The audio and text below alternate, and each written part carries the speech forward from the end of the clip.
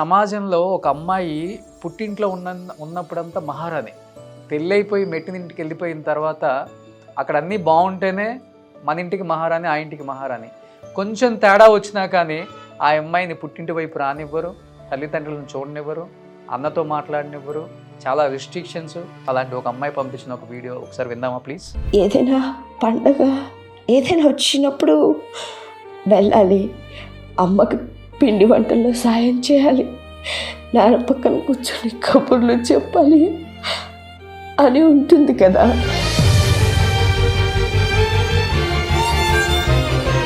మా అన్నయ్య అయినా మా అమ్మ మా నాన్నని బాగా చూసుకుంటారు అని కొంచెం హోప్తో ఉండేదాన్ని. కానీ తర్వాత తెలిసింది ఏంటంటే వాడి పరిస్థితి నాకన్నా దారుణంగా ఉందని. నేను మా అన్న బ్రతికుండి కూడా వాళ్ళని అనాథాశ్రమంకి పంపించాలా?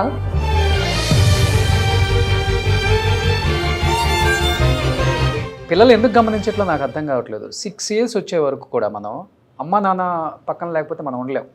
కానీ తల్లిదండ్రులు 60 years వచ్చిన తర్వాత పిల్లల దగ్గర లేకపోతే ఉండలేరు. గంట ఫోన్ మాట్లాడినా చాలండి అని ఏడ్చే పేరెంట్స్ చాలా మంది ఉంటారు. ఏ కోడలు కూడా అత్తగారిని ఇష్టపడదు, ఈ జనరేషన్లో అసలు ఇష్టపడదు. ఓకే, అది రూల్. ఇంకంతే. వాళ్ళ అమ్మ కూడా ఒక అత్తే కదా. ఓన్లీ డబ్బే ఒక ఆట ఆడిస్తుందేమో అనే అంత భయాన్ని క్రియేట్ చేస్తుంది. మనిషికి మనిషితో అవసరం లేకపోతే బంధాలే మిగలవు, వాల్యూసే మిగలవు. అలా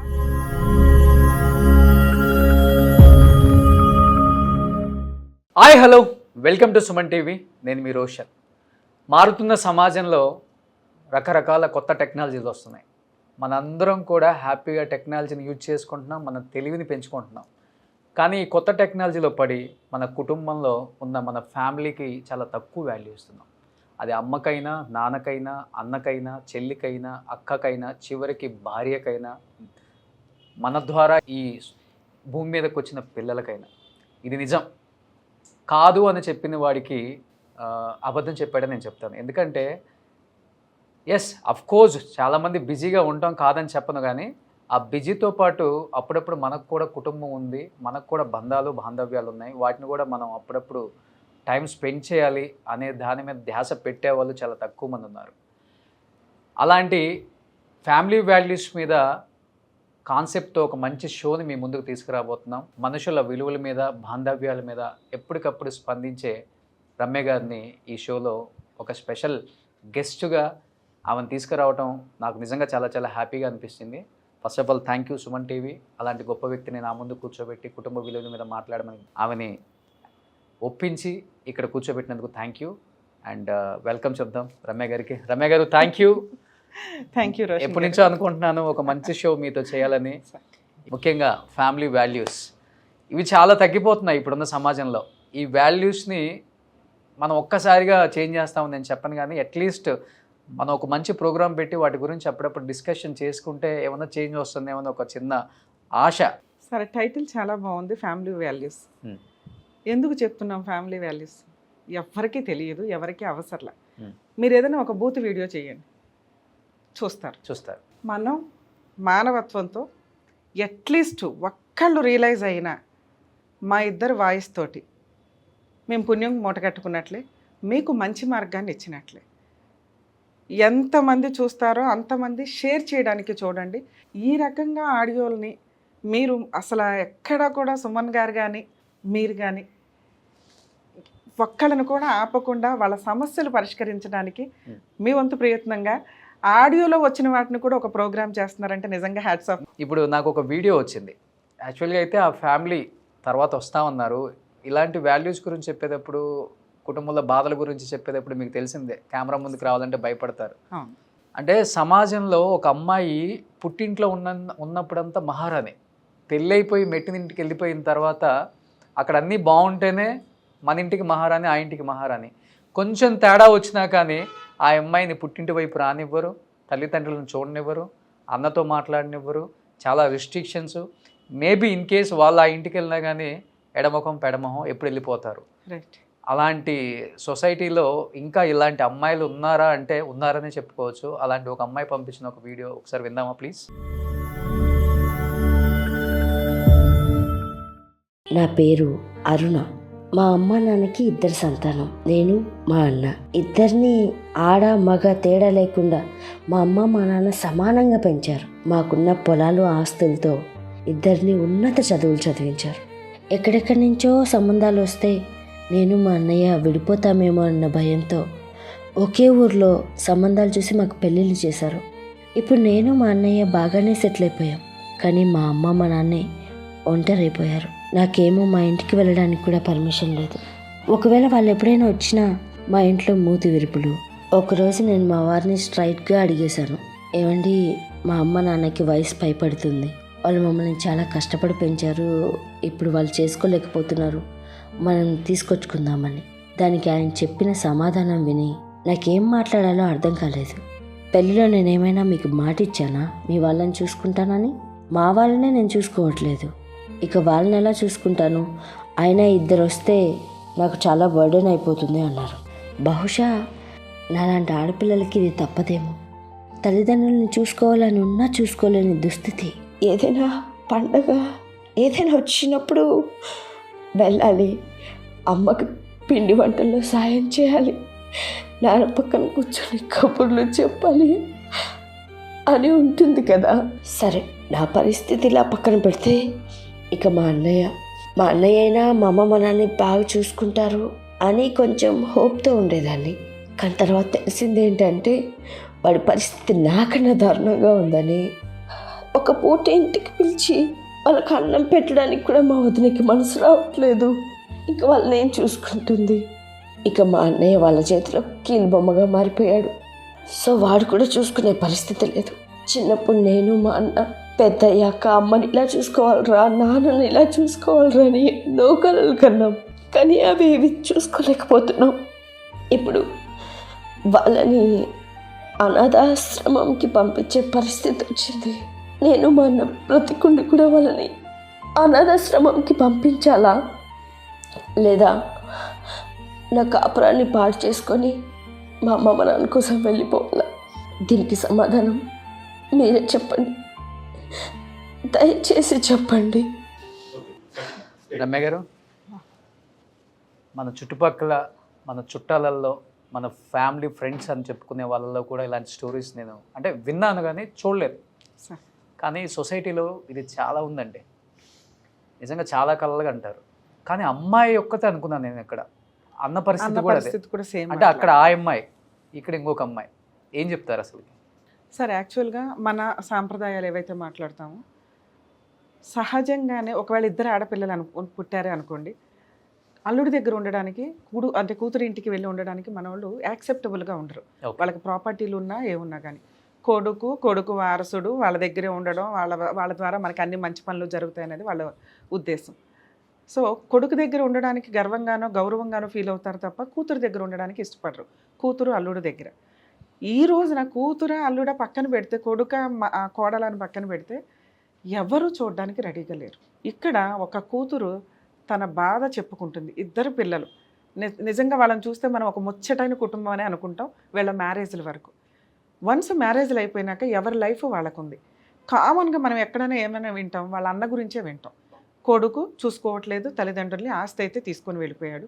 ఎందుకు అంటే కోడలు చూడదు. ఈ రోజున ఒక పెళ్లి చేస్తున్నప్పుడు ముందుగానే డిసైడ్ అవ్వాలి, ఏ కోడలు మనని చూడదు. కూతురు చూద్దామన్నా అల్లుడు చూడనివ్వచ్చు, చూడనివ్వకపోవచ్చు. ఎందుకంటే చూడనిద్దామని ఎవరన్నా అల్లుడు అనుకున్నా కూతురు ఆస్తి కొట్టేయడానికి వచ్చింది అంటారు. సో ఇలాంటి సిచ్యువేషన్లో ఎవరు మనల్ని చూడరు. మన బాధ్యత మనం వారసులు కావాలి అని అనుకున్నప్పుడు పెళ్ళిళ్ళ వరకే మన బాధ్యత. అలాగే రేపటి రోజున ఏదైనా ప్రాపర్టీస్ ఉన్నా కొంతవరకే ఇచ్చి మిగతాది వాళ్ళ సేఫ్టీ కోసం ఉంచుకోవడం చాలా బెటర్. ఈ రోజున అరుణ గారి బాధ ఏంటి అంటే, ఇంత బాగా పువ్వుల్లో పెట్టుకొని చూశారు మా తల్లిదండ్రులు మమ్మల్ని. 2లో మేము ఎవ్వరం కూడా వాళ్ళని కనీసం బేసిక్గా కూడా హాస్పిటల్కి తీసుకెళ్ళలేకపోతున్నాం. వాళ్ళ ఆరోగ్యం డ్యామేజ్ అయిపోయింది. మన ఇండియన్ కల్చర్లో 90% పేరెంట్స్ ఆ బాధను ఎక్స్ప్రెస్ చేస్తారు. పిల్లల్ని కనింది ఎందుకు? మేము ఈ రోజున ఒక అడుగు పని చేసుకోలేకపోతే 60లకు వచ్చేసరికి సహజంగానే సైకలాజికల్గా వీళ్ళు ఇట్లా ఫీల్ అవుతూ ఉంటారు. మనవాళ్ళు, మన పిల్లలు, మన మనవాళ్ళు వీళ్ళంతా ఇంటి చుట్టూ ఉంటే మనవాళ్ళు మనవరాళ్ళు కళకళలాడుతూ ఉంటుంది. కష్టపడి సంపాదించేది అందుకే. మేము ఈ స్టేజ్ ఉన్నప్పుడు అందరూ మమ్మల్ని చూస్తూ ఉంటే, అంటే ఇప్పటిదాకా వాళ్ళు చూశారు కాబట్టి వీళ్ళు వాళ్ళని చూస్తూ ఉంటే బాగుంటుందనే ఎక్స్పెక్టేషన్స్తో ఉంటారు. ఈ రోజున ఒక ఆడపిల్ల ఆత్మఘోష, నేను నా తల్లిదండ్రులు చూడలేకపోతున్నానే, అలా తను ఎందుకు ఫీల్ అవుతుంది? వీళ్ళు ఏదో కష్టంలో ఉన్నారు, వీళ్ళు ఏదో వాళ్ళ పని వాళ్ళు చేసుకోలేకపోతున్నారు, హాస్పిటల్కి కూడా ఒకళ్ళనొకళ్ళు తీసుకెళ్ళలేని పరిస్థితి అయి ఉండొచ్చు, అందువల్ల అమ్మాయి అంత సఫర్ అవుతుంది. బ్రదర్ దగ్గర నుంచి ఏదైనా సపోర్ట్ వస్తుందా అంటే ఇంకా ఈ అమ్మాయి అన్న వీళ్ళ హస్బెండ్ని ఏమైనా రిక్వెస్ట్ చేసుకోగలదేమో కానీ బ్రదర్కి ఆ సీన్ కూడా ఉండదు. ఎందుకంటే అక్కడ ఉన్నది కోడలు. ఏ కోడలు కూడా అత్తగారిని ఇష్టపడదు, ఈ జనరేషన్లో అసలు ఇష్టపడదు, అది రూల్. ఇంకంతే. వాళ్ళ అమ్మ కూడా ఒక అత్తే కదా అయినా కూడా ఇప్పుడు ఈవిడ వాళ్ళ అత్తగారిని ఎలా చూస్తుంది అనేది మనకు తెలియదు. ఇక్కడ మా హస్బెండ్ ఒప్పుకోవట్లేదు అన్నప్పుడు ఒక సెంటెన్స్ మనకేం వచ్చింది, మా అమ్మ నాన్నే నేను చూడట్లేదు, నువ్వేంటి మీ అమ్మ నాన్న చూసేది అని. అంటే వాళ్ళ హస్బెండే వాళ్ళ పేరెంట్స్ని అవాయిడ్ చేసి పెట్టుకున్నాడు. సో అట్లాంటప్పుడు ఈవిడ అత్తగారిని చూద్దామన్నా ఇక్కడ సీన్ లేదు. తల్లిదండ్రులు చూడడానిక, అత్తమామలనే చూడడానికి ఆ భర్త ఇష్టపడినప్పుడు అత్తమామలు ఎందుకు చూస్తాడు అతను? ఈవిడ అత్తమామలు చూడడానికి సీన్ లేదు, ఈవిడ అమ్మా నాన్న చూడడానికి ఆయన ఎందుకు ఇంట్రెస్ట్ చూపిస్తాడు? అక్కడ క్లియర్. ఏదైనా ఒకరోజు పంపిస్తాడో తప్ప చూడడం అనేది ఉండదు. వీళ్ళిద్దరూ హ్యాపీగా ఉండాలంటే, అంటే ఇక్కడ మనల్ని అడుగుతున్నది అరుణ గారే కాబట్టి, ఆ అమ్మాయి హ్యాపీగా ఉండాలంటే చేయాల్సిన పని, బ్రదరో వదినో వచ్చి హెల్ప్ అయితే చెయ్యరు, వాళ్ళని అడగటం కూడా దండగా. ఎందుకంటే ఆ స్టేజ్ ఆ కోడలు ఆ అన్న కూడా ఫేస్ చేస్తారు, ఆ వదిన ఆ అన్న కూడా ఫేస్ చేస్తారు ఫ్యూచర్లో. వాళ్ళు ప్రిపేర్ అయిపోయి ఉంటారు, ఎందుకంటే ఈ జనరేషన్కి తగ్గట్టు ఉంటారు కాబట్టి. మనం ఇదంతా మాట్లాడుకుంటున్న ఒక 20 years 30 years జనరేషన్ గురించి. ఇక్కడ కూతురు కాబట్టి తన బాధ చెప్పుకుంటూ మాట్లాడింది. అదే కొడుకు చెప్తే ఇంకెంత బాగుండేదండి. ఈ ప్రాసెస్ అనేది, మేడం మా వైఫ్ నన్ను నా తల్లిదండ్రులు చూడనివ్వటం లేదు, నా తల్లిదండ్రుల పరిస్థితి ఎట్లా ఉంది, పోనీ వాళ్ళకి ఆస్తి లేదా అంటే ఆస్తి ఉంది, ఆస్తి పంపకాలు జరిగినాయి, ఉన్నంతలో ఈ రోజున వాళ్ళు ఫైనాన్షియల్గా బాగున్నప్పటికీ కూడా మాట్లాడే వాళ్ళు లేరు, బాగోగులు కనుక్కునే వాళ్ళు లేరు. అది ఆ తల్లిదండ్రులకు మేజర్. దూరంగా ఎక్కడో ఉంటే ఊర్లోనే దగ్గరలోనే ఉన్నారు, ఉండి కూడా ఒక 2 hours వెళ్ళగలిగే పొజిషన్ ఉండి కూడా చూడలేని పరిస్థితి. ఈ స్టేజ్లో ఉన్నప్పుడు సీనియర్ సిటిజన్స్ని మనం రిక్వెస్ట్ చేయాలి, మీరు హ్యాపీగా ఉంటే ఆ పిల్లలు హ్యాపీగా ఉంటారు. మీరు హ్యాపీగా ఉండాలంటే ఈ మధ్య కొన్ని అయితే హోమ్లో వస్తుంది. ఇక్కడ మనం హోమ్ అని తక్కువగా చేసి మాట్లాడడానికి లేదు. ఏదైతే మనం ఫ్లాట్లు అపార్ట్మెంట్లు కొనుక్కుంటున్నామో ఇక్కడ మనకి ఆ కల్చర్ అలవాటు ఉంటే ఒకళ్ళకొకళ్ళే హెల్ప్ చేసుకుంటారు. వీళ్ళకి ఇట్లా గబుకుని హెల్త్ బాగోపోయినా కొడుకో కూతురుకో ఫోన్ చేయడం అనేది. ఒకవేళ అలాంటి సీన్ లేకపోతే నిజంగా కొన్ని హోమ్స్ మనం చూస్తున్నామండి. అవి హోమ్స్ అంటానికంటే అపార్ట్మెంట్ కల్చర్లో ఇండివిజువల్గా హ్యాపీగా ఉండడు. టిఫిన్ దగ్గర నుంచి, లంచ్ దగ్గర నుంచి, హాస్పిటల్ దగ్గర నుంచి, పార్క్ దగ్గర నుంచి అన్ని అక్కడ entertainment programs old age apartments villas రెండు వచ్చాయి, రేంజ్కి తగ్గట్లు ఉంటున్నాయి. వీళ్ళు అలా హ్యాపీగా ఉంటే ఆ అమ్మాయి హ్యాపీగా ఉంటుంది. కొడుకు కాపురం కూడా మేబీ ఇప్పుడు అతను ఒక అడుగు బయటకు వేసాడంటే అక్కడ కాపురం పోతుంది. ఈవిడ భర్తను కాదనుకుని ఒక అడుగు తల్లిదండ్రుల కోసం వచ్చిందంటే ఇక్కడ కాపురం పోతుంది. ఇక్కడ పిల్లలు ఉన్నారు, అక్కడ పిల్లలు ఉన్నారు. వీళ్ళకి చెప్పడానికి మన ఇద్దరం కూర్చోను సుమన్ టీవీ ద్వారా ఫ్యామిలీ వాల్యూస్ తోట ఇలా చెప్పగానే గబగబా అక్కడ కొడుకు ఇక్కడ కూతురు వెళ్ళిపోయి అమ్మ అనేది జరగకపోవచ్చు. పిల్లలు ఎందుకు గమనించట్లో నాకు అర్థం కావట్లేదు. 6 years వచ్చే వరకు కూడా మనం అమ్మ నాన్న పక్కన లేకపోతే మనం ఉండలేం. కానీ తల్లిదండ్రులు 60 years వచ్చిన తర్వాత పిల్లల దగ్గర లేకపోతే ఉండలేరండి. అందువల్ల ఇవన్నీ జరుగుతున్నాయి. సేమ్ ఇదే, హ్యాపీగా ఉండండి అంటున్నాం కానీ ఉండలేరు పాపం వాళ్ళు. సార్ కనీసం గంట ఫోన్ మాట్లాడినా చాలండి అని ఏడ్చే పేరెంట్స్ చాలా మంది ఉంటారు. ఒకప్పుడు భార్యాభర్తలు తగాదాయి భార్య పుట్టింటికి వెళ్ళిపోతే భర్తకి ఇల్లే గడిచేది కాదు. గట్టిగా 10 days బయట ఫుడ్ వండుకొని సొంతగా తింటే హెల్త్ ప్రాబ్లం వచ్చేది. మళ్ళీ పెద్ద మనుషులు పెట్టుకొని అత్తమామల దగ్గరికి వెళ్ళి ఏదో బతుని అడుగుని భార్యను తెచ్చుకునేవాళ్ళు. ఈ రోజున అసలు భార్య వంట చేయట్లా, ఆవిడ లేకపోయినా బతకగలరు, భర్త లేకపోయినా బతకగలరు, పేరెంట్స్ లేకపోయినా బతకగలరు. ఓన్లీ డబ్బే ఒక ఆట ఆడిస్తుందేమో అనే అంత భయాన్ని క్రియేట్ చేస్తుంది. ఎందుకంటే మనిషికి మనిషితో అలా అవసరం లేకపోతే బంధాలే మిగలవు, వాల్యూసే మిగలవు. అలాంటి ఒక సమాజంలోకి మనం వెళ్ళిపోతున్నామేమో అని భయం వేస్తుంది. మనవంతు ప్రయత్నంగా మనం కనీసం ఎవరన్నా రియలైజ్ అయితే బాగుండు, వాటిని మిగిల్చుకుంటే బాగుండు వాల్యూస్ని అనేది నా రిక్వెస్ట్. మన ఇద్దరం మాట్లాడుతున్నాం, మనం కరెక్ట్గా ఉన్నంత మాత్రం సరిపోదు, మన పిల్లల్ని అలా పెంచుకుంటూ వెళ్ళాలి. వాళ్ళని ఎంతవరకు పెంచగలుగుతాం, చెప్పగలుగుతాం తప్ప వాళ్ళు ఆ రూల్స్లోనే వెళ్తారని లేదు. మాట పట్టింపుతోటి మాట్లాడుకోకుండా పోతున్న సందర్భాలు ఉన్నాయి ఈ రోజున. Busy life. ఒక్కళ్ళ ఫంక్షన్కి ఎవరన్నా ఒక 100 మంది వచ్చారు అంటే హ్యాపీ ఫీల్ అవ్వాలి ఈ రోజున. ఎందుకంటే సగం మంది రారు. ఈ 100 మందిని మనం పిలవలేము ఫోనుల్లో మాట్లాడడం తప్ప. సగం మందికి వాట్సాప్లో పంపిస్తున్న రిలేషన్స్. ఈ మోరల్ వాల్యూస్, ఈ ఫ్యామిలీ వాల్యూస్ కంటిన్యూ అవ్వాలి, కనీసం ఇంకొంతకాలం, ఇంకొక 10 ఏళ్ళు 20 ఏళ్ళు కంటిన్యూ అవ్వాలంటే మనిషికి మనిషి అవసరం ఉండాలి. మనిషి తన కష్టాన్ని ఇంకో మనిషితో డేర్గా షేర్ చేసుకునే రేంజ్లో ఉండాలి. ఎగ్జాక్ట్లీ అండి. అలా ఉన్న రోజు నాకు ఒక కష్టం వస్తే అరే ఆ 10 మంది ఉన్నారు చాలు, సగం కష్టం క్లియర్ అయిపోద్ది. నాకు సంతోషం వచ్చింది, ఆ 10 మందిని పిలిచి నేను సెలబ్రేట్ చేస్తే అది 100 రెట్లు పెరిగిద్ది. ఈ 2 మైనస్ అయిపోయినాయి ఈ రోజున. 10 రూపాయల సంతోషం ఉంటే 10 రూపాయల్లోనే ఆగిపోతుంది. 10 రూపాయల కష్టం ఉంటే అది 100 రూపాయలు పెరుగుతుంది. ఎందుకంటే షేర్ చేసుకునే వాళ్ళు లేకపోవడం వల్ల. సో మనిషికి మనిషి అవసరం క్రియేట్ చేసుకోండి. ఫోన్ కాదు మన ప్రాబ్లం సాల్వ్ చేసేది, నా ఉద్దేశం. ఎగ్జాక్ట్లీ అండి. సో సూపర్ అండి. Thank you so much Ramya thank గారు. You sir. Thank you. So మీరు కానీ ఈ షో చూస్తున్నట్లయితే మీరేమనుకుంటున్నారో కింద స్క్రోల్ అవుతున్న నెంబర్కి మీరు వాట్సాప్ ద్వారా ఒక చిన్న వీడియో లేకపోతే వాయిస్ రూపంలో కూడా మీరు పంపించవచ్చు. అట్ ది సేమ్ టైం ఎవరైతే మంచిగా వీడియో చేసి పంపుతారో లేకపోతే దీని గురించి మాట్లాడే కెపాసిటీ ఉంటుందో, వాళ్ళకి ఆ వాయిస్ ఉంటుందో, అలాంటి వాళ్ళని కూడా ఈ వేదికలో గెస్ట్గా మేము అక్కడ కూర్చోబెడతాం అనమాట. డెఫినెట్గా ఎంతోమంది పంపుతారని నేను ఎక్స్పెక్ట్ చేస్తున్నాను. ఎంతోమంది తండ్రులు తల్లులు పడుతున్న బాధ నాకు తెలుసు కాబట్టి మీ బాధను కూడా కింద స్క్రోల్ అవుతున్న నెంబర్కి వాట్సాప్ త్రూ ఒక చిన్న వీడియో లేకపోతే వాయిస్ రూపంలో కూడా మీరు పంపించవచ్చు. Thank you.